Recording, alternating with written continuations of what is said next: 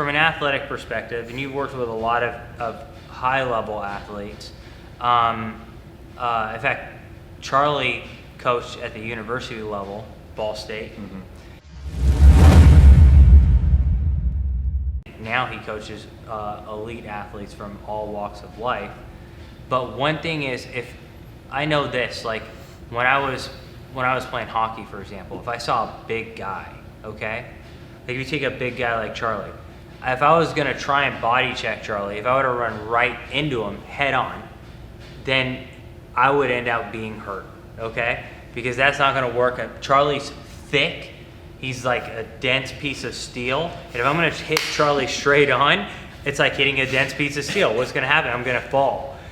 But so what I would try and do if I was gonna hit Charlie, I'd try and hit him offset. I'm trying to hit him offset so that I'm getting him off his center, right? So my point is, in sport, are you getting these symmetrical loads? No. Never. You're gonna get hit offset, okay? So my point is, in sports, we don't face things on a symmetrical loading pattern. So with training, why would you purely train symmetrically if you're not gonna do it athletically? So this could be another tool for athletics as well. Yeah, and building off of that too, if any of you guys play college sports, you know people that do.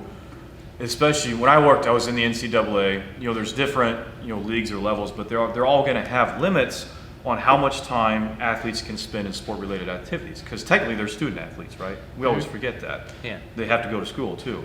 So usually at the NCAA level, in season, I think it was 20 hours a week they could dedicate to their sport. So you have some of these sport coaches that think, oh, 2 hours a week is enough in the weight room. I want the other 18 hours a week for practice or individual drills, stuff like that. So if I only get an athlete for 2 hours a week in the weight room, there's probably some 19-year-old kid that's weaker than he should be, right? Exactly.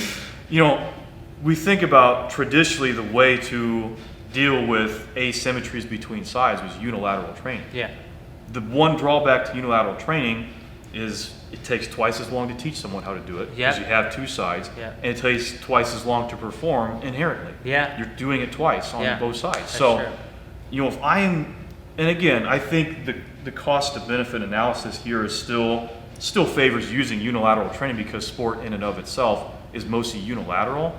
But if we were to uncover a method that consistently diminishes these asymmetries we're seeing, and we don't have to spend twice the amount of time of training it, I mean, to me as a college strength and conditioning coach, that'd be awesome. Yeah. I don't have to spend 20 minutes doing split squats and landmine press.